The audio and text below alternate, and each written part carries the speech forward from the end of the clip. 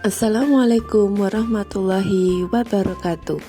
Bertemu dengan saya Purahma dari SDN 1 Punjul.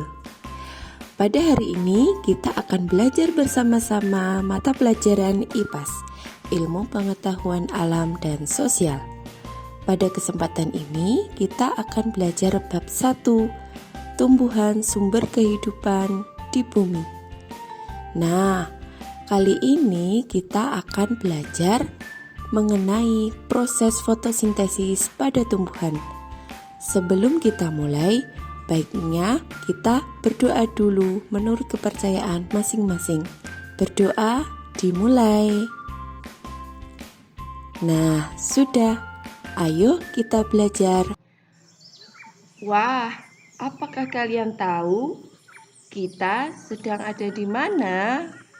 Ya, benar. Kita sedang ada di hutan. Wah, pohonnya besar-besar.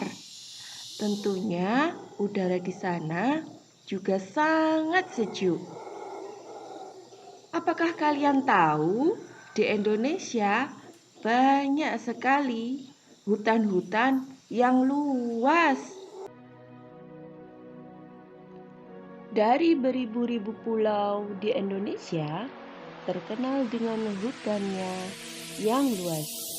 Hutan di Indonesia tersebar luas dari Sabang hingga Merauke, dan banyak juga jenis tumbuhan-tumbuhannya. Karena inilah Indonesia menduduki negara dengan hutan tropis terluas ketiga di dunia dan tentunya di seluruh wilayah Asia. Hutan hujan Indonesia tersebar di wilayah Sumatera, Kalimantan, Sulawesi hingga Papua, tepatnya di pulau-pulau besar Indonesia. Peran Indonesia menjadi sangat penting bagi dunia dalam menekan kenaikan suhu bumi. Dengan jumlah hutan terbesar ketiga di dunia, Indonesia dijuluki sebagai paru-paru dunia, penghasil oksigen terbesar kedua. Lalu, kenapa? Dengan banyaknya hutan dan pepohonan dapat menunjang kelangsungan hidup di bumi. Apa hubungannya? Untuk menjawab pertanyaan-pertanyaan itu, mari kita belajar bersama mengenai proses fotosintesis pada tumbuhan. Yuk, belajar bersama. Setelah sebelumnya kalian mempelajari tentang bagian-bagian pada tumbuhan, selanjutnya tujuan pembelajaran kita hari ini yang pertama adalah 1. Mendeskripsikan proses fotosintesis. Yang kedua, memahami dampak proses fotosintesis dan mengaitkan dengan pentingnya menjaga tumbuhan di bumi. Mari, sudah siap belajar anak-anak? Ya, ayo kita mulai. Apa fotosintesis itu?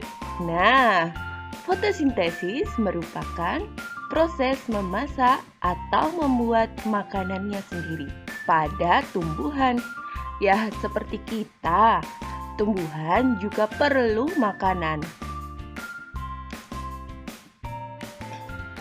Tumbuhan tidak dapat makan seperti yang manusia lakukan, seperti makan soto, makan ayam goreng, minum jus. Tumbuhan tidak sama seperti kita yang makan segala macam makanan. Tumbuhan memiliki sistem pencernaan yang berbeda dari manusia dan hewan. Jika manusia dan hewan mempunyai mulut, mempunyai lambung, usus, dan pencernaan lainnya, tumbuhan tidak memiliki semua itu. Tumbuhan dapat membuat makanannya sendiri dengan bantuan energi sinar matahari. Semua anggota tubuh tumbuhan memiliki peranan penting dalam pembuatan makanannya.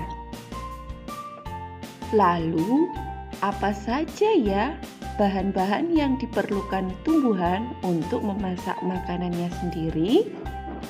Kalau manusia membutuhkan bumbu-bumbu, bahan-bahan untuk masak, jadi kalau tumbuhan apa saja ya bahannya?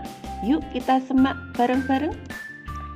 Nah, ini dia bahan-bahan pokok dalam tumbuhan melakukan fotosintesis. Yang pertama, ada air. Air ini tumbuhan dapatkan dari dalam tanah. Dan yang kedua, ada karbon dioksida. Karbon dioksida ini dari mana? Dari sisa-sisa kita bernafas. Nah, manusia ini kan menghirup oksigen lalu mengeluarkan karbon dioksida. Selain itu, karbon dioksida juga terdapat dari sisa-sisa asap kendaraan bermotor yang berterbangan di udara. Dan yang ketiga, ada energi cahaya matahari. Dan yang keempat ini ada klorofil. Nah, keempat bahan itulah yang menjadi bahan pokok pada tumbuhan melakukan fotosintesis. Akar pada tumbuhan yang berfungsi menyerap air dan mineral yang diangkut melalui batang dan sampai ke daun. Di daun inilah terjadinya proses memasak makanan atau fotosintesis. Kemudian ada karbon dioksida. Karbon dioksida memiliki peranan penting dalam pembuatan makanan. Karbon dioksida banyak dikeluarkan oleh manusia maupun hewan yang kemudian diserap oleh daun melalui pori-pori kecil pada daun yang dinamakan stomata. Stomata ini terletak di bawah daun. Di dalam daun juga terdapat zat hijau daun yang disebut dengan klorofil. Klorofil pada proses fotosintesis sebagai mesin khusus pada daun untuk menangkap sinar matahari menjadi energi. Klorofil yang menyerap cahaya, meneruskan dan mengolah cahaya ke tempat terjadinya fotosintesis bersama karbon dioksida dan air. Secara tidak langsung, klorofil yang membantu menghasilkan reaksi kimia berupa gula dan oksigen. Gula dan oksigen inilah yang merupakan hasil dari proses fotosintesis. Proses inilah yang dinamakan dengan proses fotosintesis. Hasil dari fotosintesis adalah gula dan oksigen. Gula digunakan tumbuhan untuk memenuhi kebutuhannya. Lalu, kalau oksigen dilepaskan di udara melalui stomata. Oksigen inilah yang biasa kita hirup setiap hari. Nah, sekarang kita sudah tahu bagaimana proses fotosintesis pada tumbuhan yang memiliki peranan penting bagi keberlangsungan hidup manusia serta hewan. Kita sebagai manusia yang merupakan makhluk hidup paling sempurna di bumi ini, kita memiliki kewajiban untuk menjaga dan melestarikan alam agar anak cucu kita serta keberlangsungan makhluk hidup terus bisa berlangsung dengan lancar. Terima kasih telah menyaksikan video pembelajaran kali ini. Semoga apa yang saya sampaikan bisa bermanfaat bagi kita semua. Sampai jumpa di video pembelajaran berikutnya. Wassalamualaikum warahmatullahi wabarakatuh.